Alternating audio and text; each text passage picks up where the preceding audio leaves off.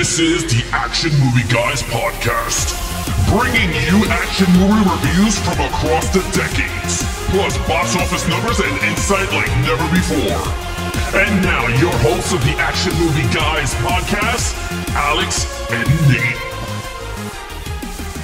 Welcome everyone to a brand new episode of the Action Movie Guys podcast. This is episode 51, Lethal Weapon 4, the final one in the entire franchise. I'm your host, Alex Figueroa, and my co-host is Nate from Netflix Reviews. If you're watching this on YouTube, please hit that like button, hit those notification bells, so every time we go live or new videos drop, you guys will be notified. If you're new to the channel and you like what you watch, please hit that subscribe button and support the channel. Nate, we've been a long road with the Lethal Weapons, yes. And I know you've been watching these from 2 to 4 so far as your first time, right?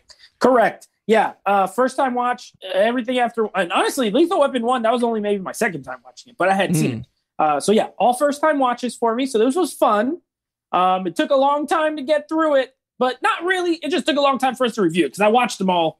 It's just been a while now since I watched this one, so but looking forward to talking about it. Yeah, so with that said, we're going to be going into our agenda, and it's pretty much, if you guys want to score with us on the Action Movie Guys podcast, we have some categories for you guys, and they are lead character, main villain, action scenes, storyline, overall, total points. Let us know in the comments below on YouTube what you thought of Lethal Weapon 4, or give us your scores on the movie. We rate it on a 5 scale on each category. With that said, we're going to get right into box office numbers, Rotten Tomato scores, and then right into our actual movie review. So with that said, let's start off with some box office numbers, Nate.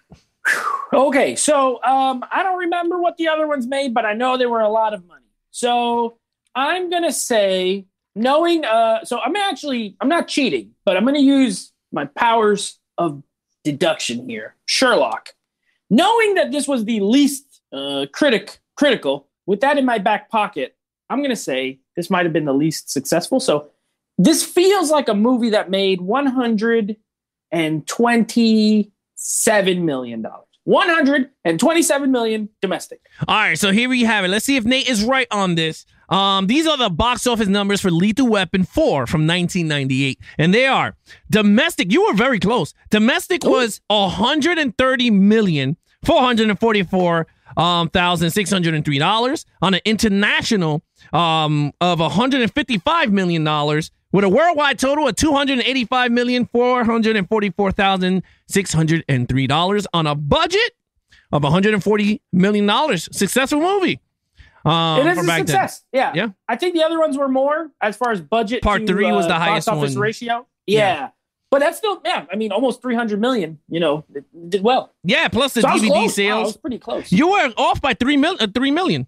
Wow.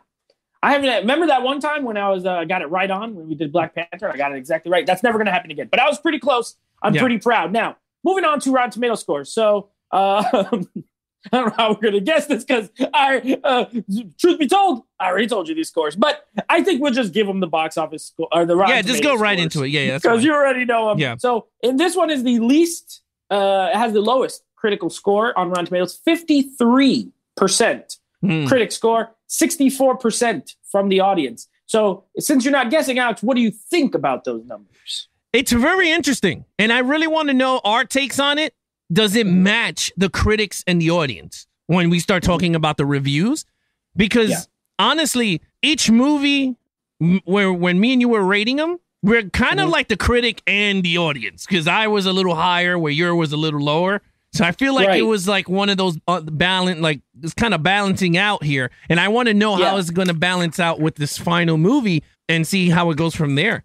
And of course, don't care about those numbers here on Levels of Geeks here in the Action Movie Guys podcast. Yeah, because you guys are here for us and what you guys think about what we say about this movie. So with that said, on Monday, next Monday, we are going to be ranking the Lethal Weapons live on the show Monday night on Levels of Geeks Live at 9 p.m. Eastern on Monday. So with that said, let's get right into it with lead character Danny Glover, Mel Gibson, Murtaugh, Riggs. Nate, take it away. All right, so I'm sticking with my guns here. I cannot be moved. I cannot be swayed. I gave them a 4, which out of the 4 movies, I gave them a 4 3 times. Lethal Weapon 2, I gave them a 4.5. I like that one. I like their chemistry in that one. the most. And here was good. You know what, though? And this was only about 6 years after Lethal Weapon 3. But according to Mel Gibson, it seemed like it was a lot more than 6 years. He aged a lot in the 6 years between Lethal Weapon 3 and Lethal Weapon 4. And I don't mean in a bad way. Like, he just looks more grizzled. He looks more mature than he looked pretty much the same in those first 3 movies. Yeah. And then all of a sudden he looks quite a bit older. Danny Glover, he aged really well. He looks older, but he looked kind of old the whole time anyway. So, you know what? I don't know. I like them. I think they still have that chemistry, even coming back after a 6-year gap from the last movie. But it just was a little, I don't know what it was. It was just a little, it was good. It was right on par. I don't want to say anything else. Like, it just never elevated. Like, I thought when we started the series that I would, I gave him a 4 on the first one, and I was like, okay, 4.5 for 2. I was like, they're going to get 5 and 5. And then it kind of like leveled down for me. So I don't know. I'd keep them at a 4 though. They have great chemistry. They're a great duo. I enjoy watching them. 4 out of 5. Yeah, you know what? I'm not changing my number. I went with a 5, and I'm sticking with a 5. And I think, you hit it on the head. It's been years since they were together on screen, and it was still the same. It was like it was like they never lost touch of their they knew their characters. There's nothing you can say. They know their characters, and they play them older, which they are older actors too. So it's like they're playing them and playing each other. So with that said, I love the chemistry. I am a big fan of this franchise, and I still think that this is one of the best, hands down, buddy cop movies out there. All right, there's nothing I can find that could take away Lethal Weapon from that top spot. Out of 4 movies, they were so good in all 4 movies. And I understand your gripes. I understand, because we still haven't finished the review, but I understand your 1, 2, and 3 gripes. But even with that, like, when we see franchises like Die Hard and Terminator, they start to go like in a roller coaster with the characters, Yeah. Because they try to change some aspect to them or something. Lethal Weapon, wherever they went with them, they still, to me, felt like they were the same. Like, they never changed their acting, whether they went goofy on certain movies, but you knew they were going to go goofy because they were goofy in the first movie. They just were a little bit serious. You know what? I will agree that they were remarkably consistent. Yeah. If you want to even throw in Leo Getz. Joe Pesci. Yeah. The 3 of them together were remarkably consistent across all 3.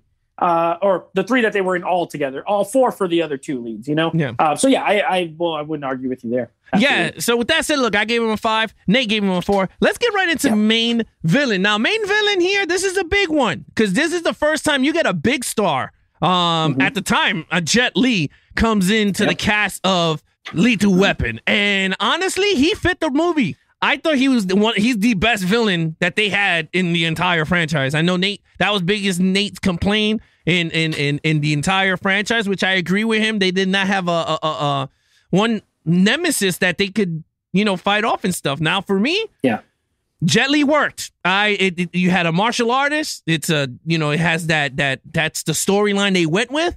But in terms of villain, you know what? Everyone see him as a good guy. We never seen him as a villain in much movies at that time, right? In '98, you didn't see Jet Li as a villain. You never seen him as a villain. No, he was only in Asian films, and then when he started, this is like kind of an intro to Hollywood, and he was a bad guy. Look at that. Yeah, so look, for me, I thought it worked well. I gave Jet Li a 5, man. That scene with him and Riggs in the house, when he takes apart the gun, I was like, oh, hell yeah. I was in the theater going crazy. Like, this is nuts. So with that, I liked it. I think he fit role. I think he was perfect with the entire cast of Lethal Weapon.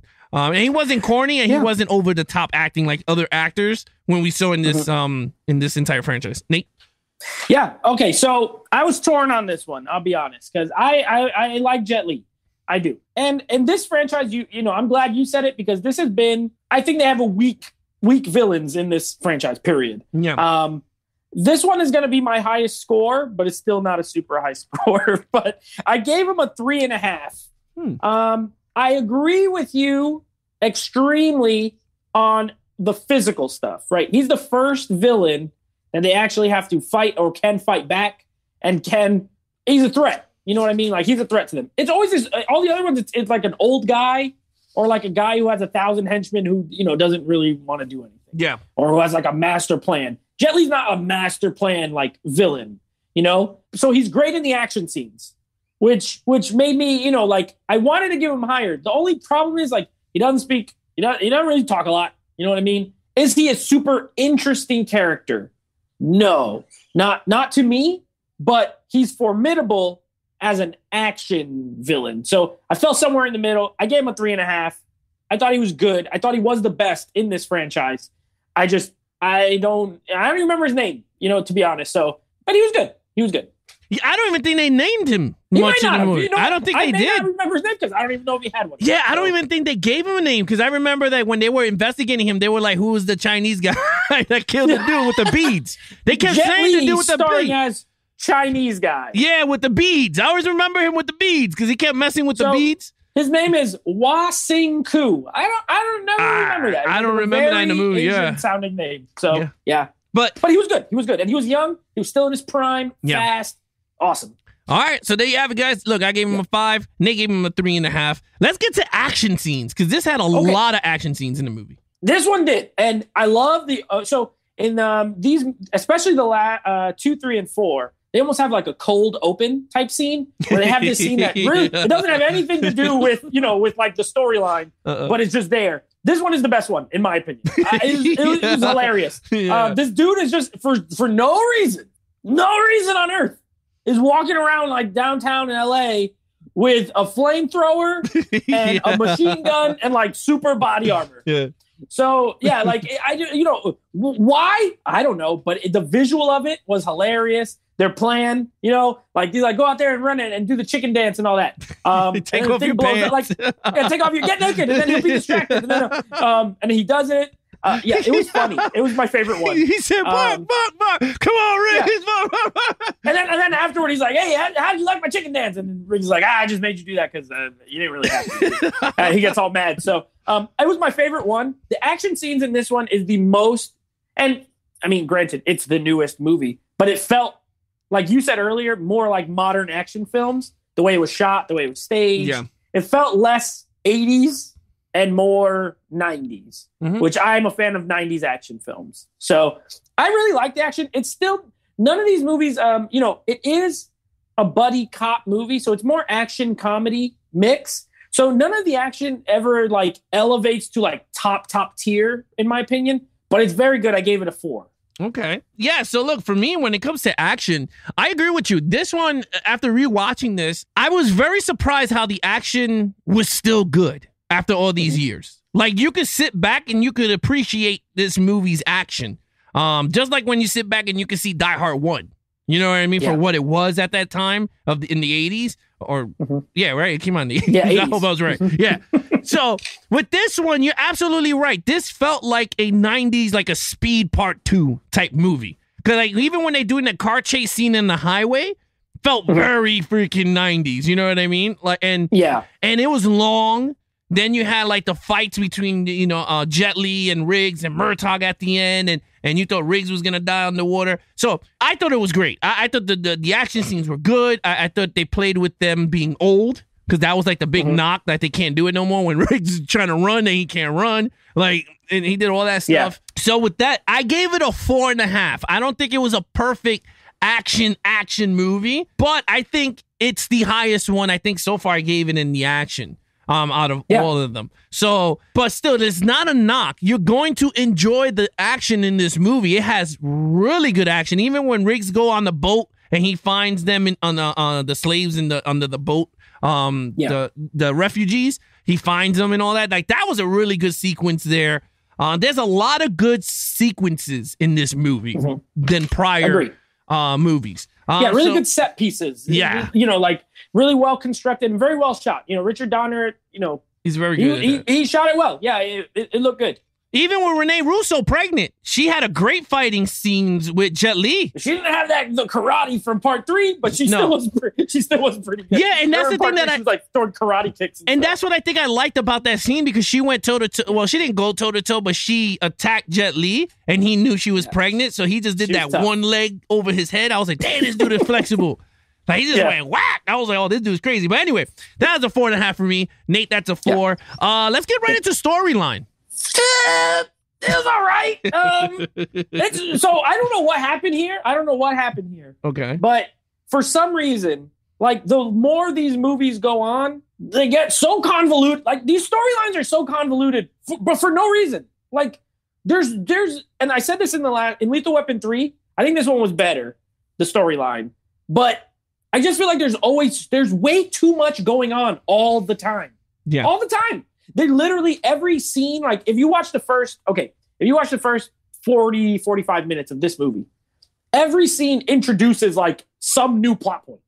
Every single one. It's like, here's a new plot point, and here's another one, and here's another one. And to the point where there's like so much going on that I'm just like, I don't know what is the main, I don't know what I'm supposed to be paying attention to the most. You know what I mean? You got like the Chinese slave ships and stuff that they're bringing into America. But then you also got all these, there's like so many subplots. There's like the daughter, and she has like this mystery person that she's like, she's getting married to, or she's pregnant with, or whatever. And then you know who it is as the audience, but then you're waiting for Danny Glover to find out who it is. And then there's Joe Pesci, and then he shows up, and then and it's just like, it's so much going on. It's entertaining. I'll say that. It's entertaining, but for me, it becomes like almost too much. I gave it a 3. I think they got worse like over time as far as storyline, in my opinion, but it's not a bad story. It's just too much. It's just way too much going on. Like they could have cut out, and this is the longest one. We talked about that before. Yeah. They could have cut out 15 minutes at least of stuff here. It's just a lot of stuff. Yeah, I do agree with you on that. Even rewatching it, I was like, holy crap, I never remember this movie having like 4 plots into a movie. But I do agree with you. The only thing I did enjoy was the main plot of the movie. Like that's when I was hooked on, like with the Jet Li, jipping the the Chinese police guy that was like trying to exchange him. I love Mel Gibson. He was like, he's duping you, and he takes the money. And he's like, do you know what I'm talking about? He's throwing the money. He's like, this is fake, counterfeit. You can wipe your ass with this. Like, I thought that was funny. Yeah. But it was good. Yeah, like I thought the main plot was really good. I did not like the addition of Chris Rock into the movie. To me, it just felt like a weird angle they went with this. I thought that was dumb because his name was Butters, right? Detective Butters. So I was saying, I like the jokes, how they never get his name right. They call him Biscuits and all that. Like, it's kind of funny. Yeah. It's kind of funny, but it's just for comedy. But it doesn't always, it's one of those jokes that's like, you could use it once or twice, but after that amount of times, like, it doesn't work 50 times. You know what I mean? Right. And that's the thing. Like, for me, I don't think adding Chris Rock into that cast worked for me. I think they should have just continued it the way they had it. I was okay with it, unless he was just going to show up towards the end and then they tell him. But with that said, I agree with you. I gave the storyline a 3. I was not too crazy. This is my least favorite storyline, but I thought it was the main plot of the movie was very strong, but not the other side plots did not work for me. I agree. If it was more focused, it would have been way better. And Chris Rock was a weird casting, and I don't dislike him. Yeah, but they should have got a guy who was more, I don't know, more cop-like, first of all. Maybe a little bit better looking. Not that he's an ugly person, but like you're supposed to be like, this is like a guy who the daughter falls in love with and all this kind of stuff. And it's like, it's Chris Rock. He's like kind of lanky and goofy, and I don't know. It was a weird casting, but I guess they're trying to get that name, that name recognition. Late 90s, he was a big star. So no, I totally agree with you. All right, let's get to overall of the film. Okay, so overall, I thought this was good. I enjoyed watching it. I had a good time. I laughed. I thought this one had good jokes overall. Like I laughed quite a bit. I like the addition of Jet Li. He is the best villain in the franchise, in my opinion. I do like older Mel Gibson, where he's starting to look like a raisin. He's like a little more wrinkly. I'm into it. I don't know. There's certain actors who, when they get older, Stallone is one of them. Mel Gibson's one of them. They just have like a lot of character in their oldness, So I liked them in this. Overall, it was good. I had a good time. Not amazing. The story was, it was a little confusing, and the villain was good for the franchise, but not great in my opinion. I gave it a 3.5, or in my head I was like a 7, so I gave it a 3.5 overall. Yeah, look, for me, for this Lethal Weapon 4 movie, I enjoyed it for what it was. I enjoyed the action. I didn't care much for the subplots. I cared more for the main plot. I was more invested in that. I did like that they're older. I was like, wow, this is actually pretty cool. They're aging, and you can see they're aging. The ending was kind of corny when they were like, we're a family, and they all jump and then take a photo. Oh, yeah. That was pretty corny. And then they told Leo to get in the photo, which I thought that was cool because they always picked on him, so they never consider him a family. Other than that, to be honest with you, I think the saving grace for me was the action, especially when they added Jet Li. So with that said, I give him a 4. My overall score is a 4. I think the action is what saved this movie from being like really low overall for me. Yeah. And especially the scene they in the dentist's office and they all smoke the laughing gas. Oh, yeah. That was good too. That was hilarious. There's a lot of moments. There's like a lot of good moments sprinkled throughout the long runtime of this movie. Because that's when they told him that he's going to be the father, right? He was like, baby.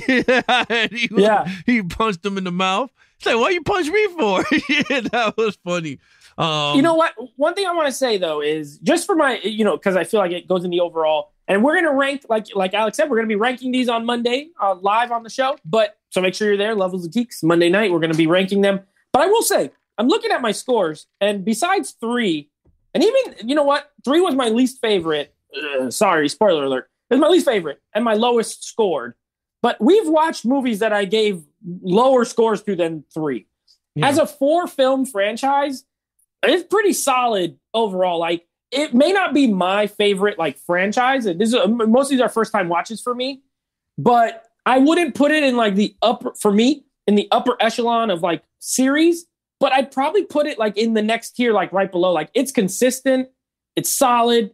The movies have good, solid action, great actors just throughout all the movies. Really good performances, very, very entertaining. And I think that's the key. These are entertaining movies that are fun to watch. So, for a first time as watching the whole series, it's a series that overall, I wouldn't say 3 is a dud. It was my least favorite. I don't think there's a dud in the bunch, which is pretty good. I'll ask you this. If it comes out on 4K, would you purchase it? Would you upgrade to the 4K? Yes. If it comes out in a box set only, yes. Now, if they come out individually, I can really see myself buying 1 and 2 and just having those 2. Those are my 2 favorites. But if it came out as a whole set, I would definitely upgrade to 4K. Okay. All right. No, I just wanted to know. All right. So then you know what to do, my friend. Oh, so total 18. I gave it an 18 out of 25. What was your total? My total was 21.5. 21.5. Okay, so 21.5, 18 for me. That is our Lethal Weapon series review. So next we are tackling a very divisive franchise. If I'm going to be really honest with you, we're going to be watching a 3-film franchise. You might have heard of it. It made a couple of dollars back in the day. It's called The Matrix. We'll be watching the 3 Matrix films starring John Wick.